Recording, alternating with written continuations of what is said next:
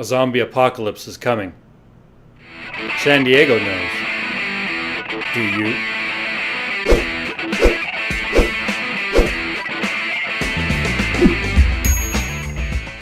Okay, so Windows 8 launched this week.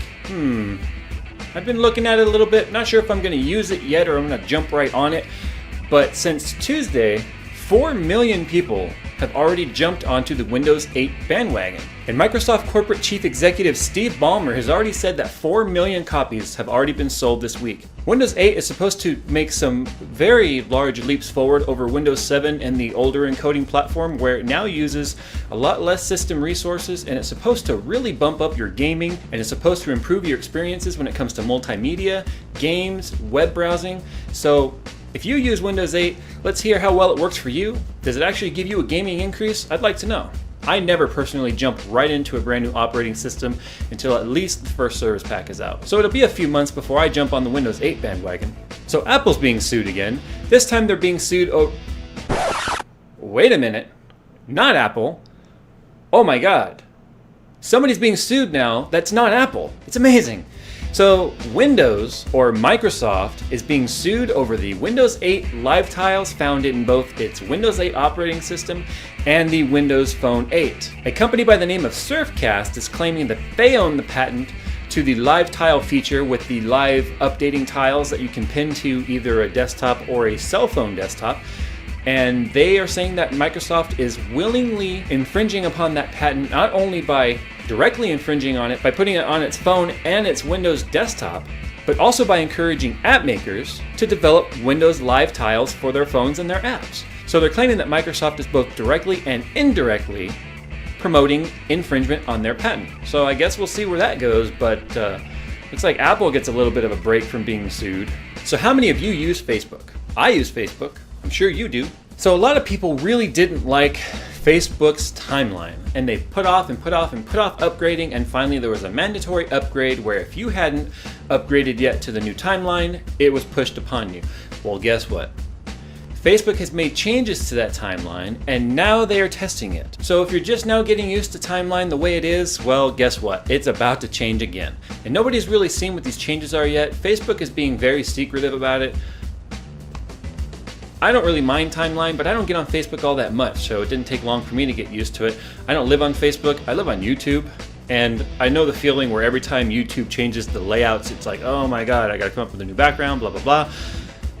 I guess I can understand the pain when it comes to Mark Zuckerberg's suckling on the timeline teat. He really gets off on that. All right, so how many of you used LimeWire in the past? How many of you use FrostWire now? The Pirate Bay, Mega Upload. Well, if your ISP is Verizon, Comcast, Time Warner, AT&T, or Cablevision, you just might see some warnings coming your way in the next couple of months. You see, these ISPs are really trying to crack down on illegal downloads of programs, torrents with music and movies, and all sorts of other illegal downloads, pornography, stuff that's normally controlled that you have to pay for, is now being monitored by an algorithm that is designed by a third party, and these ISPs are buying this, and what they're going to do is they're going to send you a warning that says, hey, you're not downloading this legally.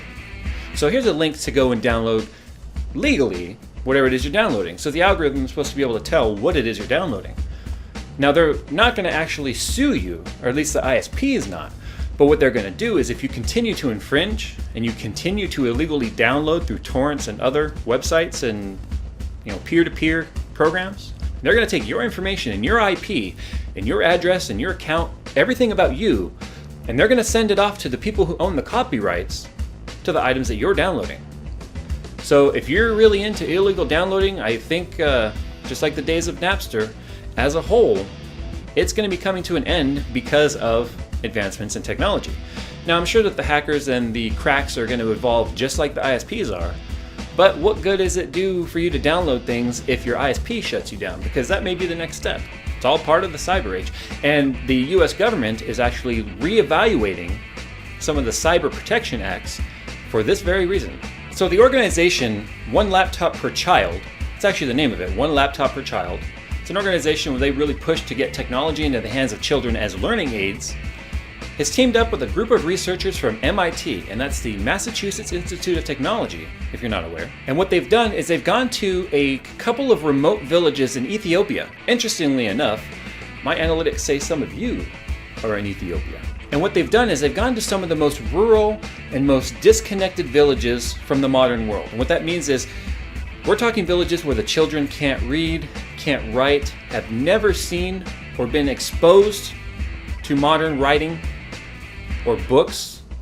They're completely illiterate when it comes to the modern world. And the only things that they know are some of the natural human instincts that they're currently living in their villages in Ethiopia. So what this group has done is they've taken a few dozen Motorola Zoom tablets, put them in a box, and stuck it in the middle of their village. And what they're doing now is they're observing to see what these societies that have never, ever seen or touched technology, and see how they react to it and how they evolve. And what they're hoping is that the children of these villages will be able to take the tablets and start to self-learn and self-discover modern technology. And so what they do is every single week they go and they take out the SD cards, they put in a new SD card, and they have monitoring system loaded on these cards, and what they can do is they can see everything that's happening with that tablet. And it's actually pretty amazing. It's kind of like what my daughter does with an iPad. I tell you, she knows more than I do. The researchers admitted that they expected them to play with the box and not the tablet because they would have no idea what these tablets are. You know, kind of like you would see an infant or a baby playing with the box and not really caring about what's inside the box, that sort of thing. Well, their very first report indicates that, one, the children did in fact open the boxes, take out the tablets, learn how to turn them on. On their first visit back, these kids were reciting the alphabet, singing songs in English, and writing words that corresponded to images. For instance, they showed one of these childs a picture of a lion, and the kid wrote lion on one of the draw apps. This is a really interesting story. This one I'm going to link down in the description because I want you to follow it. I think it's really cool about how it goes to show how kids today are truly programmed with modern science and technology in their minds, whether they've never seen it or they've ever touched it. Otherwise, how in 2 months could they have already taught themselves how to read quite a few words, the alphabet, songs, and how to use this piece of technology that just had never, ever existed to them? Kind of want to go to Ethiopia now. They're giving away free Zooms. So if you like high def like I do, and you put some money into your TV in your home like I did, and you have a nice surround sound system, you want it to look sharp and clear, right? And bigger is better, right? Well, depending on your situation, bigger is better. I won't even go there. LG this week has unveiled its 84-inch Ultra HD Ultra Slim Flat Panel TV at a whopping $19,999 US. Now, why so expensive? There's plenty of other 84-inch TVs on the market. That's because it is a 2160p. It is double the resolution of 1080p. That's really silly because right now there are no standards above 1080p. Hell, even DirecTV, Dish, Time Warner, Verizon, they're still broadcasting in 1080i, which is an interlaced rather than a progressive, and they only have a few channels that are full 1080p HD. Blu-ray is still 1080p, and DVD is 480i. Why this huge push? Well, there's two reasons for that. One, it still can take your 1080p and blow it up without losing too much resolution. So you see, the bigger the screen gets, the larger the pixels have to get to fill that width with 1080 pixels. So if you've got 32-inch wide at 1080p, it's going to look sharper than a 65-inch wide TV at 1080p.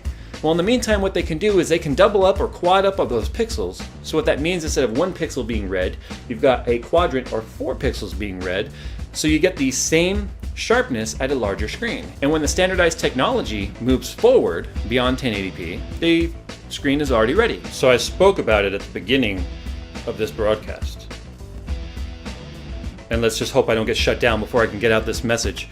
You see, on October 31st, San Diego, in conjunction with the local US Marines and first responders of fire departments and paramedics and hospitals, performed the very first joint local and federal zombie invasion exercise. Now this was real, by the way. This was not one of those, hey, let's have a fun little zombie exercise. You see, the US government, with all of the zombie movies and zombie shows out lately, probably mostly The Walking Dead, have really gotten them thinking that if this were to happen, what is the best course of response?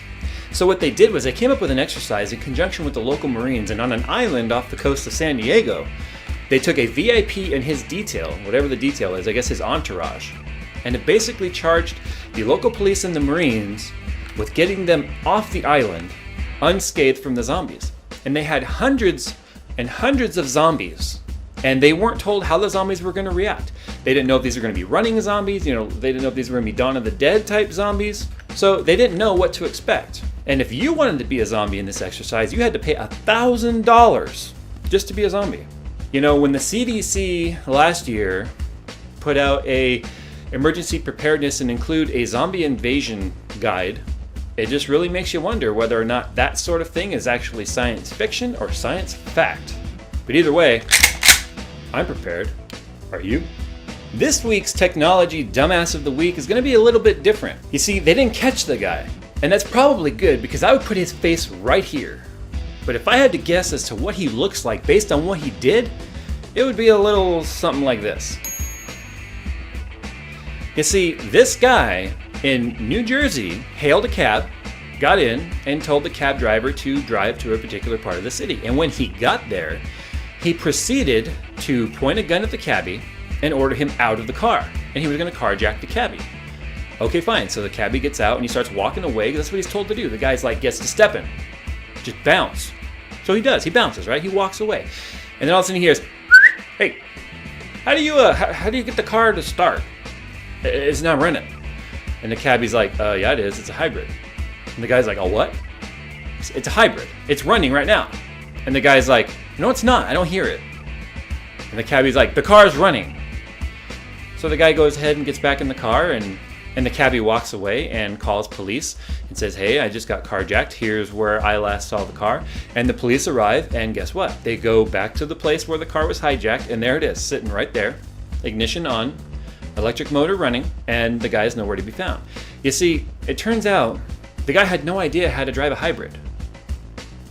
It's no different than any other car, fella. You touch the gas, it goes. So yeah, this week's technology dumbass of the week is the dumbass who couldn't figure out how to drive a hybrid. Maybe he's from Ethiopia. That was incredibly disrespectful, Jay. Shame on you. Alright guys, so that's all I have for this week. I hope you've enjoyed this week's Tech Addiction. It looks like I got my green screen finally figured out, and it's not going to be all horrible looking like the last one. Check out last week's Tech Addiction over here, and as always, follow me on Twitter, subscribe, like and favorite this video, because that's what keeps me making these videos for you. And don't forget, next week, Tuesday, November 4th, for the premiere and launch of my brand new series called Game Addiction, where I bring you everything you need to know in the world of games. So that's it. I'm out of here, and I'm going to go barricade my house.